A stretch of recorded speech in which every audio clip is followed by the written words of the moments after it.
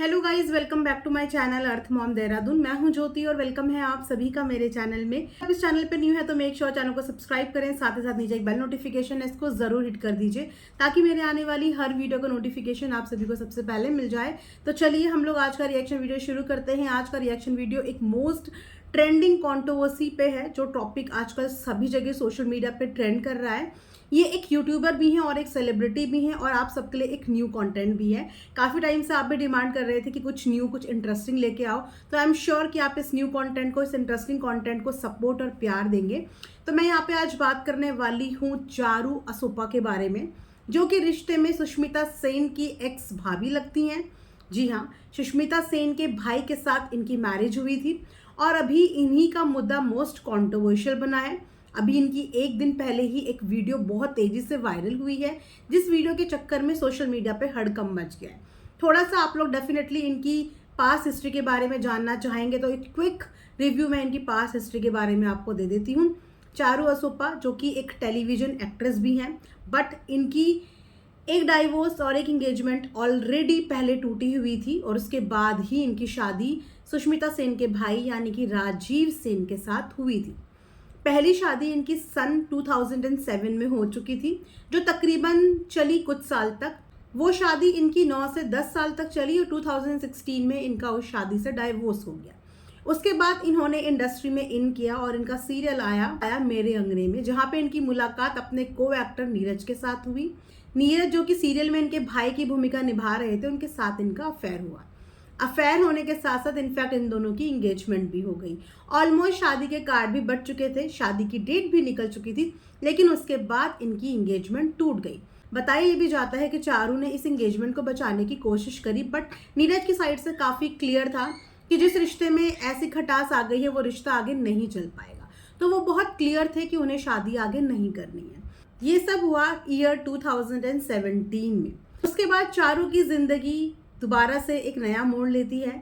2019 में एक mutual friend के थ्रू चारू की मुलाकात होती है राजीव सेन के साथ, जिनके साथ 4-5 महीने में ही इनकी बॉन्डिंग इतनी स्ट्रांग बन जाती है कि ये शादी का डिसीजन ले लेते हैं और विद इन 5-6 मंथ्स के अंदर ये दोनों 2019 में शादी के बंधन में बंध जाते हैं। लेकिन शायद किस्मत को इस बार भी ये शादी मंजूर नहीं थी। 1 साल के अंदर ही इन दोनों के बीच में कुछ ना कुछ प्रॉब्लम्स शुरू हो जाती हैं, जिसकी वजह से चारू सेपरेट रहने लगती है। सेपरेट रहने लगते हैं, इनके बीच में कुछ ना कुछ प्रॉब्लम होने लगती है। उसके बाद जैसे तैसे ये लोग अपनी प्रॉब्लम का सल्यूशन निकालते हैं और फिर एक बार ट्राई करते हैं साथ में रहने की। लेकिन इस बार फिर वही होता है कि फिर दोनों की नहीं बनती और फिर दोनों के दोनों सेपरेट हो जाते हैं। चारू ने एक इंटरव्यू में ये भी बताया कि उनके जो हस्बैंड थे वो उनको मारते भी थे, उन पे शक भी करते थे, उनके को एक्टर्स पे डाउट भी करते थे और उनको किसी मेल एक्टर से बात भी करने में उन्हें प्रॉब्लम होती थी। इनफैक्ट उन्होंने उनके साथ के को एक्टर के ऊपर ये एलिगेशन भी लगा दिया था कि इनका उनके साथ अफेयर है, जबकि ऐसा कुछ भी नहीं था। वो इंसान, वो एक्टर जिसके ऊपर ये एलिगेशन लगाया था, वो तो उनकी वाइफ चारू के साथ पिछले 10 साल से कॉन्टैक्ट में भी नहीं था। उन्होंने भी एक इंटरव्यू के जरिए ये बात क्लियर करी और इस चीज़ के लिए चारू ने अपने उस को एक्टर को सॉरी भी बोला था। ऐसे ही इनकी जिंदगी का सिलसिला चलता रहा, कभी अलग कभी साथ, कभी अलग कभी साथ। 2021 में इनके घर में आती है एक छोटी सी नन्ही सी परी, इस उम्मीद में कि चलो शायद अब चीज़ें ठीक हो जाएं, लेकिन नहीं, चीज़ें शायद ठीक होनी ही नहीं थी, क्योंकि इंसान का जो नेचर होता है वो कभी बदलता नहीं है। और शायद यही सब चीज़ें चल रही थी इन दोनों के बीच में भी। बेटी होने के बाद भी दोनों के बीच में ऐसी ही प्रॉब्लम होती रही। प्रॉब्लम इतनी बढ़ जाती थी कि राजीव की आदत बन गई थी कि जब भी घर में कुछ भी छोटी मोटी प्रॉब्लम होती थी वो सीधा अपना बैग उठाते थे और घर से चले जाते थे कई कई दिन के लिए। उनकी वाइफ को इस बारे में कुछ भी नहीं पता होता था कि ये कहाँ जा रहे हैं, कैसे जा रहे हैं।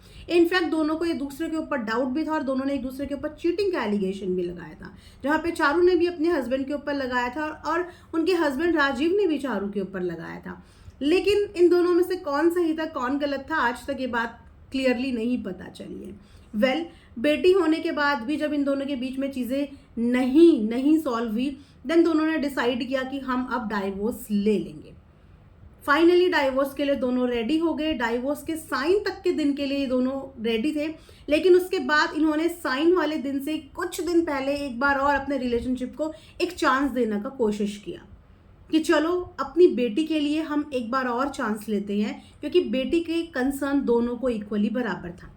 बेटी के लिए इन्होंने फिर से एक बार चांस लिया, लेकिन उसके बाद भी इन दोनों के बीच में चीज़ें ठीक नहीं हुई और 2023 में फाइनली इन दोनों का डाइवोर्स हो गया। अब है डाइवोर्स के बाद की कहानी शुरू।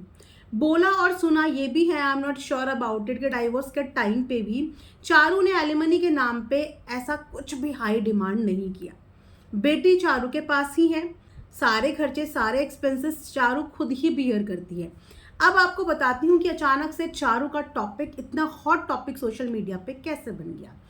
अभी थोड़े दिन पहले चारू ने अपने व्लॉग में एक सूट का प्रमोशन किया। इनफैक्ट वो सूट उसी के बिजनेस के थे। उसने 3 से 4 कॉटन के सूट का प्रमोशन किया। व्लॉग में और कोई चीज़ वायरल हुई या नहीं हुई, लेकिन चारू का वो सूट का क्लिप बहुत तेजी से वायरल हो गया और सबने ये दिखाना शुरू कर दिया कि चारू को कितना फाइनेंशियल क्राइसिस हो गया है कि उसको सूट बेचने की नौबत आ गई है।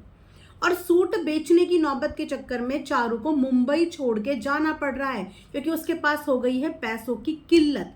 सूट बेचने पे मजबूर हो गई है राजीव सेन की एक्स वाइफ सुष्मिता सेन की एक्स भाभी। इस तरीके से जगह जगह उनकी वो वीडियो वायरल होने लगी, जिसके बाद उनके एक्स हस्बैंड, जो हमेशा से बहुत ही रूड रिप्लाई करते हैं हर बार अपनी वाइफ के लिए, जो लोग उन्हें जानते हैं उन्हें पता होगा, उन्होंने भी एक स्टेटमेंट पास कर दिया कि फाइनेंशियल क्राइसिस ये कैसा है। वो एक ऐसा ट्रिप अफोर्ड कर सकती है जिसमें वो क्रूज में ट्रिप पे अपने पेरेंट्स, अपनी फैमिली को अपने आप स्पॉन्सर करके ले जा सकती है, तो उसके लिए पैसों का क्राइसिस ये क्या। तो आज के वीडियो में, आज के व्लॉग में जब चारू ने इन सब चीज़ों के बारे में बताया, तो चारू ने एग्जैक्टली सारी की सारी कंडीशन सामने रख दी। फर्स्ट ऑफ ऑल, चारू ने ये बिल्कुल अपनी वीडियो में नहीं बोला कि वो किसी भी तरह के फाइनेंशियल क्राइसिस में है। अपने आज के व्लॉग में चारू ने ये बात क्लियर करी कि मैंने तो नॉर्मली 4 कॉटन के सूट दिखाए थे। अब अगर दुनिया ने इसको ये एज्यूम करके मेरी उस क्लिप को वायरल कर दिया कि क्योंकि मैं फाइनेंशियल क्राइसिस में हूं तो मैं सूट बेचने पे मजबूर हो गई हूं, जबकि वो मेरे खुद के ब्रांड के, मेरे खुद के बिजनेस के सूट थे। अब यहाँ पे चारू ने पूरी की पूरी कंडीशनल सिनेरियो बता दिया है कि आखिर क्यों वो मुंबई से जा रही हैं। सबसे पहले तो वो मुंबई से इसीलिए जा रही हैं क्योंकि वो डेली सोप मुंबई में नहीं कर रही हैं, और डेली सोप ना करने की वजह से वो मुंबई में रह के करेंगी क्या। डेली सोप अगर उनका होता तो शायद उनका मुंबई में रहने का फायदा था, लेकिन वो अपनी बच्ची की वजह से डेली सोप नहीं कर रही हैं। लेकिन ये भी उन्होंने क्लियर किया है कि वो एक्टिंग इंडस्ट्री को छोड़ नहीं रही हैं, वो करेंगी, लेकिन ऐसे प्रोजेक्ट्स वो करेंगी जैसे कि वेब सीरीज हो गया, एड्स हो गए, ऐसे प्रोजेक्ट्स वो करेंगी जिसमें डेली ना जाना हो। तो असाइनमेंट के लिए वो मुंबई आ सकती है, अपना काम करके वापस जा सकती है। और चारू की मोस्ट प्रायोरिटी इस समय पे है उनकी बेटी का भविष्य। वो चाहती हैं कि उसकी स्कूलिंग एक ऐसी जगह से शुरू हो जहाँ पे उसको बार बार चेंज करने की ज़रूरत ना पड़े। तो मुंबई से चारू जो शिफ्ट हो रही हैं वो बीकानेर शिफ्ट हो रही हैं। बहुत क्लियरली उन्होंने ये बात बोली है कि बीकानेर में मैं अपना खुद का घर ले रही हूँ, क्योंकि मैं यहाँ पे 1 से 1.5 लाख रुपए महीने का किराया देती हूँ। उससे बेटर है कि मैं इतने की EMI बांध सकती हूँ और लोन पे अपने बच्चे के लिए और अपने लिए एक घर ले सकती हूँ। और बीकानेर में क्योंकि उनके पेरेंट्स भी वहाँ पे रहते हैं तो उनको कोई भी प्रॉब्लम वहाँ पे नहीं होगी। इफ़ इन केस उन्हें किसी प्रोजेक्ट के सिलसिले में मुंबई आना भी पड़ा तो उनकी बच्ची नैनीज के भरोसे ना रह के अपने ग्रैंड पेरेंट्स के साथ वहाँ पे रह सकती है। तो मेन प्रायोरिटी और मेन रीज़न मुंबई से शिफ्ट होने का उनका यही है कि उनकी बेटी की स्टडीज़, उनकी बेटी का टेक केयर अच्छे से हो जाए। प्लस मुंबई काफ़ी एक्सपेंसिव है, और अगर वो मुंबई में डेली सोप नहीं कर रही हैं तो उनका मुंबई में रहना फिजूल है। और एट प्रेजेंट उनके पास जो काम है वो सोशल मीडिया का है, वो घर बैठे भी हो सकता है, उसके लिए किसी पर्टिकुलर सिटी की ज़रूरत नहीं है। वो यूट्यूब पे काम कर रही हैं, यूट्यूब के प्रमोशंस करती हैं, और उनका जो ऑनलाइन बिजनेस है वो उस पर काम करती हैं, जो कि वो घर से वर्क फ्रॉम होम भी कर सकती हैं। तो मुंबई में 1-1.5 लाख रुपए का किराया इस समय पे देना उनके लिए एक वेस्ट है, जो कि एक्चुअली एक स्मार्ट डिसीजन है कि जब मुंबई में रह के उन्होंने काम कर ही नहीं पाना तो वो मुंबई में रहने का फ़ायदा क्या है। इससे बेटर है ना कि वो उतने पैसों में अपना खुद का घर ले रही है, अपनी बच्ची का फ्यूचर देख रही है। उसने कहीं पे भी ये नहीं दिखाया कि आप मुझ पे सिंपैथी दिखाएं। उन्होंने कहीं पे भी ये शो नहीं किया कि मैं फाइनेंशियली क्राइसिस में हूँ, ऐसा कुछ भी नहीं शो किया। ना ही ये शो किया कि मेरे पास काम की कोई कमी है।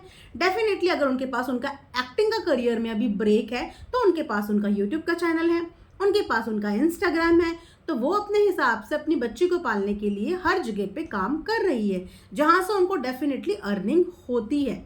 तो ये प्रॉब्लम एक्चुअली थी ही नहीं और ये प्रॉब्लम बना दी गई और उनके एक्स हस्बैंड ने तुरंत उस पर एक रूड रिप्लाई कर दिया, जिसके रिप्लाई में चारू ने भी अपनी इंस्टाग्राम की स्टोरी पे अपने हस्बैंड को जवाब दिया है कि इस आदमी को हमेशा मेरी हर चीज़ ड्रामा ही लगती है, हमेशा मेरी हर चीज़ झूठ ही लगती है। बड़ा स्ट्रेंज लगता है ये चीज़ देख के कि एक आदमी औरत जो कि एक रिलेशनशिप में होते हैं, जो कि एक बच्चे के पेरेंट्स भी होते हैं, सेपरेशन के बाद सारी जिम्मेदारी एक माँ उठा रही है। बदले में अगर एक आदमी कुछ नहीं दे सकता तो एटलीस्ट रिस्पेक्ट तो दे सकता है, और वो भी नहीं दे सकता तो एटलीस्ट उनकी लाइफ में इंटरफेयर करना बंद तो कर सकता है। क्या उन्होंने ऐसा कोई भी स्टेटमेंट अपने हस्बैंड के लिए पास किया? सॉरी, एक्स हस्बैंड के लिए पास किया? नहीं। तो जब एक्स हस्बैंड के लिए वो भी कोई स्टेटमेंट पास नहीं कर रही हैं, ना ही वो रोती हुई आई, ना ही वो गिड़गिड़ाई, ना ही उन्होंने कुछ ऐसा किया, तो उनके एक्स हस्बैंड ने एक वायरल क्लिप को देखते हुए उनके ऊपर टॉन्ट कैसे मार दिया? अब वो क्रूज में अपनी मम्मी को ले जाएं, अपनी पूरी फैमिली को ले जाएं या किसी को भी स्पॉन्सर्ड करें, इससे उनको प्रॉब्लम नहीं होनी चाहिए। उनको ये स्टेटमेंट नहीं देना था। ये तो एक kind of a poking statement हो गया कि एक लड़की जो कि अपने आप भी जी रही है, अपनी बच्चे के भविष्य के लिए सोच भी रही है, आपके साथ रिश्ते से बहुत आराम से अलग भी हो गई, आपसे कोई हाईली डिमांड भी नहीं करी, और उसके बाद भी आप उसको इस तरीके के स्टेटमेंट पास कर रहे हैं जो कि एक्चुअली में अच्छा नहीं लगता। तो इसीलिए ये सोशल मीडिया पे इस समय पे चर्चा का विषय बना हुआ है, क्योंकि उनकी एक छोटी सी क्लिप को इस तरीके से वायरल कर दिया जैसे कि बेचारी कपड़े बेचने पे मजबूर हो गई है। तो ये था पूरा सीन और सिनेरियो। आप ज़रूर बताना अगर आप इन दोनों को जानते हो, राजीव सेन और चारू असोपा के बारे में, तो आप मुझे कमेंट्स में ज़रूर बताना।